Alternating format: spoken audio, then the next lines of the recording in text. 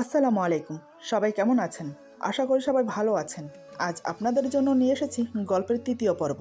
আশা করি গল্পটি আপনাদের ভালো লাগবে। তাহলে চলুন শুরু করা যাক। এবার আমি বাধ্য হলাম ফাতেমাকে মলম লাগিয়ে দিতে। আমি ফাতেমার সামনে বসে ওর হাত থেকে মলম নিয়ে একটু মলম বের করে যেই না ওর হাতে লাগাতে যাব, অমনি ফাতেমা হাত সরিয়ে নিল। আমি বললাম, কি হলো? হাত এদিকে দাও, আমি লাগিয়ে দিচ্ছি। ফাতেমা বলে, না, আপনাকে কষ্ট করতে হবে না, আমি লাগাতে পারবো। আমি কিছু না বলে ফাতেমার গা ঘেঁষে বসে ওর হাত টেনে ধরে যেই না মলম লাগিয়েছি, হঠাৎ ফাতেমার চিৎকার দিয়ে এক হাতে আমার হাত খামছে ধরে, অন্য হাতে আমার কাঁধ শক্ত করে ধরে আমার বাহুতে কামড় দিয়ে বসে। আমি ব্যথায় চোখ বন্ধ করে নিলাম, দাঁতে দাঁত চেপে হজম করে গেলাম। বুঝতে পারলাম মলমটা লাগানোতে খুব জ্বালা করছে পোড়া জায়গাগুলোতে। এবার আমি ফু দিয়ে দিয়ে লাগাতে লাগলাম। মলম লাগানো শেষ করে বসে রইলাম, কিন্তু ফাতেমা এখন আমাকে আগের মতো ধরে আছে। আমি বললাম, মলম লাগানো হয়ে গেছে, এবার তো ছাড়ো। আমার কথা শুনে ওর যেন চমক ভাঙলো। ফাতেমা একটু কেঁপে উঠে বলে, হয়ে গেছে। এই বলে আমাকে ছেড়ে দিয়ে সরে বসলো। আমি ছাড়া পেয়ে নিজের হাতের দিকে তাকিয়ে দেখি যেখানে ফাতেমা খামচে ধরেছে সেখানে 4টা নখের দাগ জলজল করছে। নখগুলো ডেবে গিয়ে ক্ষত সৃষ্টি হয়েছে, সেখান থেকে এখন রক্ত বের হচ্ছে। শার্টের বোতাম খুলে কাঁধের দিক থেকে শার্ট সরিয়ে বাহুর দিকে তাকিয়ে দেখি সেখানেও কামড়ে রক্ত বের করে ফেলেছে। এসব দেখে এবার আমার মাথা গরম হয়ে গেল। এমনটা কেউ করে? কি ডাকাত মেরে বাবা! কথায় আছে না, উপকারের ফল অপকারই হয়। আমি এবার ফাতেমাকে ধমক দিয়ে বললাম, এই মেয়ে, এই দেখো তুমি কি করেছো, কেউ এমনটা করে? ফাতেমা ধীরে ধীরে চোখ তুলে আমার দিকে এক নজর তাকিয়ে আবার ক্ষতস্থানে চোখ বুলিয়ে বলে, সরি, আমি বুঝতে পারিনি কিছু, সত্যি বলছি, আমি ইচ্ছে করে করিনি। এই বলে কান্না করে দিল। বুঝতে পারলাম আমার ধমকে ভয় পেয়েছে। তারপরও আমি আমার রাগ দমন করতে পারলাম না। আমি আবার রাগ দেখিয়ে বললাম, এই মেয়ে, একটা কথা বলো তো, তোমার এত চোখের পানি কোত্থেকে আসে? কিছু বলতেই পারি না, অমনি নদীর বাঁধ খুলে দাও। কি আজব! তুমি শুধু এরকম নাকি তোমার মতো সব মেয়েরাই এরকম? আমার কথা শুনে ফাতেমা এবার আরো জোরে কান্না করতে লাগলো। এবার আমার কানে যেন শুধু কান্নার ধ্বনি শোনাচ্ছে। আমি আর সহ করতে পারছি না ওর কান্না। আমি বললাম, উফ, অসহ্যকর। এই বলে রুম থেকে বেরিয়ে এলাম। এদিকে ফাতেমাও বুঝতে পারলো আমি ওকে না ছাড়লে ও নিজে থেকে কোনোভাবেই এই বাড়ি থেকে বেরোতে পারবে না। তাই আর চেষ্টা না করে কম্বলটা গায়ে দিয়ে গুটিসুটি মেরে শুয়ে পড়লো।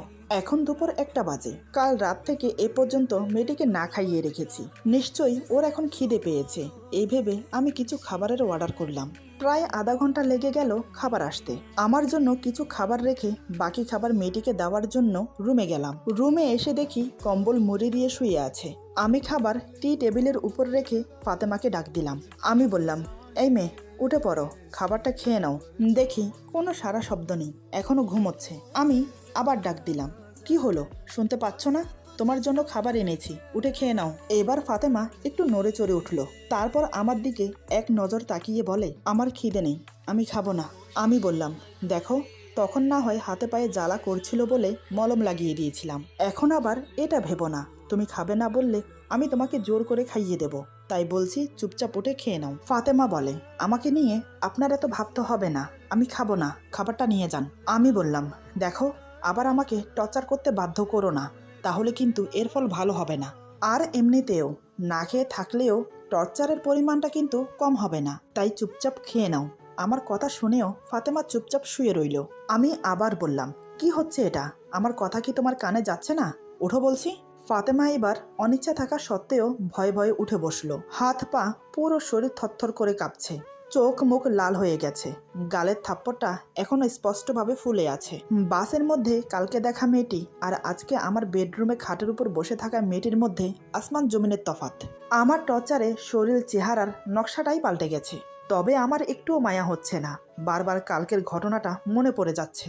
আমি খাবারটা সামনে দিয়ে রুম থেকে বেরিয়ে এলাম। তারপর নিজের খাবারটা খেয়ে নিলাম। প্রায় ঘন্টা খানেক পর গিয়ে দেখি মেয়েটি খুবই সামান্য কিছুই খেয়েছে, আর বাকি খাবারটা প্যাকেটেই পড়ে আছে। দেখি ফাতেমা আবার ঘুমিয়ে পড়েছে।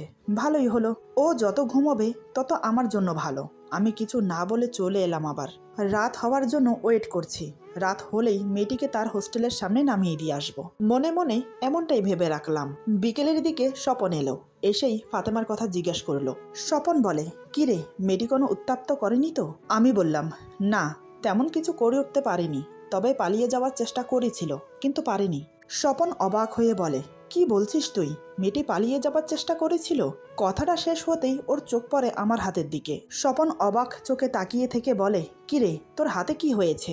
আমি হাতের দিকে তাকিয়ে বললাম, কি হবে আবার? মেয়েটি খামচে ধরেছে। স্বপন বলে, বলিস কি রে, কেন? আমি এবার বিরক্ত হয়ে বললাম, এই তোর সব কথাতেই এত কৌতূহল কেন জানার? স্বপন বলে, না মানে কৌতূহল হবে না জানার? আমি কি জানতে পারি না? এই বল না কি হয়েছিল? আমি একটু বিরক্ত হয়ে সব কথা ওকে খুলে বললাম। আমার সব কথা শুনে স্বপনের চোখ কপালে উঠে গেল। স্বপন বলে, আরে ব্যাস, মেয়েটি তো দেখছি দুর্দান্ত চালাক। আমি বললাম, যতই চালাক হোক, তবে আমার সাথে চালাকি চলবে না। আমি কে এটা ওকে হারে হারে বুঝিয়ে দেব। আমার ইমেজ নিয়ে খেলা ও নিজেও জানে না ও কার সাথে পাঙ্গা নিয়েছে। স্বপন বলে, এখন কি ভাবছিস? মেয়েটিকে নিয়ে কি করবি? আমি বললাম, আপাতত মেয়েটিকে ওর হোস্টেলের সামনে নামিয়ে দিয়ে আসবো। স্বপন বলে, যদি মেয়েটি না আসে, যদি ধর মেয়েটি পালিয়ে যায়, নয়তোবা নিজের গ্রামের বাড়িতে চলে যায়, তখন কি করবি? আমি বললাম, আমার মনে হয় না এমন কিছু করবে, কারণ গ্রাম্য মানুষদের মানসম্মান খোয়ানোর ভয় একটু বেশিই থাকে। তাই আমার বিশ্বাস আমি যা বলবো সে তাই শুনবে, শুনতে যে তাকে হবেই। তুই বস, আমি দেখি আসি মেয়েটি কি করছে। স্বপন বলে, দাঁড়া, আমিও তোর সাথে যাব। এরপর আমরা দুজন একসাথে মেয়েটিকে দেখার জন্য রুমে গেলাম। দরজা খোলাই ছিল, তাই রুমে প্রবেশ করতে সমস্যা হলো না। রুমে প্রবেশ করেই দেখি ফাতেমা দুই হাঁটুর মাঝে মুখ গুজে ফুপিয়ে ফুপিয়ে কান্না করছে। এই মেয়েটির কান্না কি শেষ হবে না? যখন দেখি তখনই কান্না করে। আরে ভাই, কান্না করে লাভটা কি সেটাই বুঝলাম না। ও কি ভেবেছে যে আমি কান্না করলে হয়তো আমার উপর দয়া করে আমাকে যেতে দেবে? সেটি তো কখনোই হবে না। আমি মনে মনে এসব ভাবছি। এদিকে মেয়েটি আমাদের পায়ের শব্দ শুনে মুখ তুলে তাকালো। তাতেই মেয়েটির সাথে আমার চোকাচোকি হলো। কান্না করতে করতে চোখ ফুলে ঢোল হয়ে গেছে। এর কি চোখে ব্যথা করে না? স্বপন আমার পাশে দাঁড়িয়ে মেয়েটির এমন করুণ অবস্থা দেখে ওর খুব খারাপ লাগলো, কিন্তু আমার ভয়ে কিছু বলতেও পারছে না, আবার কিছু করতেও পারছে না। তাই অসহায়ভাবে মেয়েটির দিকে তাকিয়ে আছে। আমি বললাম, এই মেয়ে, এভাবে কান্না করছো কেন? তুমি কি ভেবেছ তুমি কান্না করলে আমি তোমাকে ছেড়ে দেব? সেটা হচ্ছে না। ফাতেমা আমার কথা শুনে ফেলফেল করে আমার দিকে তাকিয়ে আছে। বেশ কিছুক্ষণ এভাবে তাকিয়ে থেকে হঠাৎ এমন একটা কথা জিজ্ঞেস করে যা শুনে আমি রীতিমতো থতমত খেয়ে গেছি। এদিকে মেয়েটির কথা শুনে স্বপন যেন আসমান থেকে পড়ল। আসলে মেয়েটি বেশ কিছুক্ষণ আমাদের দিকে তাকিয়ে থেকে হঠাৎ বলে, আচ্ছা একটা কথা বলুন তো, আপনারা কি দুজনেই আমাকে ধর্ষণ করেছেন?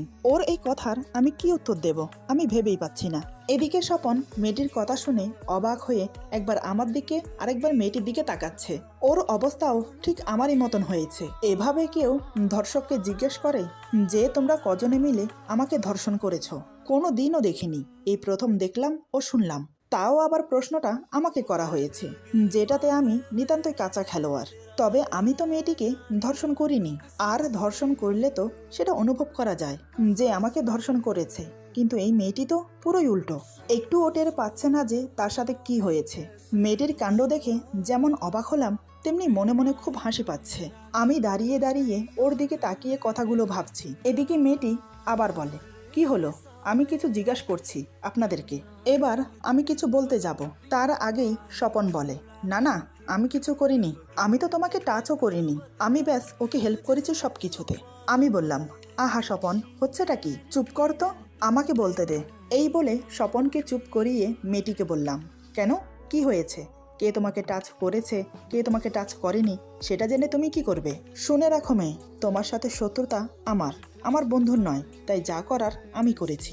আমার কথা শেষ না হতেই হঠাৎ মেয়েটি পাশে থাকা ফুলদানি তুলে আমার মুখের উপর ছুঁড়ে মারলো। ফুলদানি এসে সোজা আমার কপালে লাগলো, সাথে সাথে সেখানটায় কেটে রক্ত বেরোতে লাগলো। আমি ব্যথায় কুকিয়ে উঠে মেঝেতে বসে পড়লাম। এটা দেখে স্বপন দৌড়ে এসে আমাকে নিয়ে ব্যস্ত হয়ে পড়ল। সেই সুযোগটাই মেয়েটি কাজে লাগালো। যখন দেখলো স্বপন আমাকে নিয়ে ব্যস্ত হয়ে পড়েছে, তখনই মেয়েটি পালানোর চেষ্টা করলো, কিন্তু সফল হতে পারল না। তার আগেই আমার চোখে পড়ে গেল। আমি স্বপনকে বললাম, স্বপন ওকে আটকা, ও যেন কোনোভাবেই বাড়ি থেকে বেরোতে না পারে। স্বপন বলে, কিন্তু তোকে এই অবস্থায় রেখে আমি কি করে যাই? আমি বললাম, আমাকে নিয়ে ভাবিস না, আগে ওকে আটকা, ও চলে যাচ্ছে যে। স্বপন আমাকে ছেড়ে ফাতেমার পিছনে ছুট লাগালো। এদিকে মেয়েটির শরীর অসুস্থ হওয়ার কারণে মেন দরজা পর্যন্তও যেতে পারেনি। তার আগেই স্বপন গিয়ে মেয়েটির সামনে দাঁড়ায়। স্বপন দুই হাত মেলে মেয়েটিকে আগলে ধরে বলে, এত সহজে পালাতে পারবে না, তুমি কিন্তু ধরা পড়ে গেছো। তুমি নিজেও জানো না তুমি কার পাল্লায় পড়েছো। মেয়েটি বলে, প্লিজ আমাকে যেতে দিন। স্বপন বলে, সেটা তো হবে না। তোমার জন্য কি আমি আমার মাথাটা দিয়ে দেব বলে হওয়ার জন্য? তুমি ওকে চেনো না, ও করতে পারে না এমন কোনো কাজ নেই। তাই বলছি, ও তোমাকে যা বলে তাই শোনো। ওর কথা মতো চললে তোমারও মঙ্গল, আমারও মঙ্গল। এদিকে মেয়েটি যখন দেখলো স্বপন তাকে ধরছে না, শুধু পথ আগলে দাঁড়িয়ে আছে, তাও আবার দূরত্ব বজায় রেখে, তাই সে আবারও পালানোর চেষ্টা করলো। কিন্তু স্বপন গাধাটা একটা বলদ, সে ফাতেমাকে না ধরে হাইডুডুর মতো দুই হাত মেলে একবার এদিকে আরেকবার ওইদিকে গিয়ে ফাতেমাকে আগলে দাঁড়াচ্ছে। এদিকে ততক্ষণে আমি কপালের রুমাল চেপে ধরে উঠে এসেছি, তবে এখনো কপাল থেকে রক্ত পড়ছে। মেয়েটির সাহস দেখে আমি আশ্চর্য হয়ে গেলাম। আমার কপালে আঘাত করে পালানোর চেষ্টা, ওকে তো আমি। কথাটা মনে মনে ভাবতে ভাবতে ড্রয়িং রুমে এসে স্বপনের কাণ্ড দেখে আরো মেজাজ খারাপ হয়ে গেল। মেয়েটিকে না ধরে এসব কি করছে ও? আমি চেঁচিয়ে বললাম, কি করছিস তুই গাধা? মেয়েটিকে ধরতে বলেছি আমি, মেয়েটির সাথে হাইডুডু খেলতে বলিনি। স্বপন বলে, আমি ধরতে পারবো না, আমি তো আগলে রেখেছি, এখন তুই এসে ধর। ওর কথা শুনে আমি তো অবাক, কি বলছে ফাজিলটা? আমি বললাম, কেন তুই ধরতে পারবি না কেন? স্বপন বলে, আমি কি পাগল নাকি? যাকে তুই টাচ করেছিস তাকে আমি টাচ করি কি করে বলতো? আমার দ্বারা সেটা হবে না। আমি বললাম, কি আবল তাবল বলছিস? আমি টাচ করলে তুই টাচ করতে পারবি না কেন? ও কি আমার ঘরের বউ নাকি যে তুই ওকে টাচ করতে পারবি না? স্বপন বলে, আরে বাবা, হতে কতক্ষণ? এমনও তো হতে পারে যে কোনো এক সময় এই মেয়েটি তোর বউ হতে পারে। ওর কথা শুনে আমার মাথায় রক্ত উঠে গেল। কি যা তা বলছে ও? আমি বললাম, তোর কি মাথা খারাপ হয়েছে? কি আবল তাবল বলছিস? ফালতু বকবক না করে ওকে ধর। স্বপন বলে, আরে আজকাল ট্রেন্ডিংয়ে এটাই চলছে, প্রথম ঝগড়া তারপর ভালোবাসা। এখন তুই এসব ছাড় তো, আগে তোর আমানত তুই ধর, আমাকে রেহাই দে। আমি কিন্তু আর পারছি না হাইডুডু খেলতে। আমি স্বপনের দিকে অগ্নি দৃষ্টি নিয়ে তাকিয়ে ফাতেমার কাছে গিয়ে ফাতেমার হাত শক্ত করে ধরলাম। আমি ফাতেমার হাত ধরতেই ফাতেমার চিৎকার চেঁচামেচি শুরু করে দিল, সাথে নিজেকে ছাড়ানোর আপ্রাণ চেষ্টা করছে। এদিকে আমি ফাতেমাকে টেনে হিচড়ে রুমে এনে খাটের উপর ছুঁড়ে ফেলি। ফাতেমা ব্যথা পেয়ে কুকিয়ে উঠল। ফাতেমা কান্না করতে করতে দুই হাত জোর করে বলে, প্লিজ আপনার দুটো পায়ে পড়ি, আমাকে যেতে দিন, দোহাই আপনার। আমি খাটের উপর এক পা রেখে হাঁটুর উপর হাতের ভর দিয়ে দাঁতে দাঁত চেপে রাগে গজগজ করতে করতে বললাম, তোর তো সাহস কম না, আমাকে আঘাত করিস? ভেবেছিলাম রাত গভীর হলেই তোকে হোস্টেলে নামিয়ে দিয়ে আসবো, কিন্তু তুই কি করলি? আমাকে আবার আঘাত করে বসলি। পুরনো ঘা এখনো শুকায়নি, তার উপর আবার নতুন করে ঘা দিয়েছিস। এবার তুই দেখ তোর সাথে আমি কি করি। কাল অজ্ঞান হয়ে থাকার কারণে যেটা দেখতে পাসনি সেটা এখন সচক্ষে আবিষ্কার করবি। আমার অগ্নিমুক্তি রূপ দেখে মেয়েটি ভয় পেয়ে গেল। ফাতেমা আবার হাত জোর করে বলতে লাগলো, প্লিজ এমনটা করবেন না, আমার ভুল হয়ে গেছে, আমাকে ক্ষমা করে দিন, আপনি যা বলবেন আমি তাই শুনবো। আমি বললাম, ভুল করার আগে মনে ছিল না? এখন যখন ভুল করেই ফেলেছিস তার শাস্তি তো তোকে পেতেই হবে। এরপর আমি স্বপনের দিকে তাকিয়ে বললাম, তুই বাহিরে যা, এর সাথে আমার একটু বোঝাপড়া আছে। স্বপন বলে, ভুল করে ফেলেছে, মাফ করে দে, আর এমনটা করবে না ও, আমি ওকে বুঝিয়ে বলছি। আমি বললাম, তোকে বাহিরে যেতে বলেছি, জ্ঞান দিতে নয়, বাহিরে যা। স্বপন বলে, ঠিক আছে যাব, তবে তার আগে তোর মাথা ব্যান্ডেজ করতে হবে, এখনও যে রক্ত পড়ছে দেখতে পাচ্ছিস না? আমি বললাম, পড়ুক, যত মন চায় তত রক্ত পড়ুক, কোনো সমস্যা না, তুই এখন বাইরে যা। আমার কথা মতো স্বপন অনিচ্ছা থাকা সত্ত্বেও গুটি গুটি পায়ে বেরিয়ে যাচ্ছে। ও ঠিকই বুঝতে পারলো আমার সাথে তর্ক করে কোনো লাভ হবে না।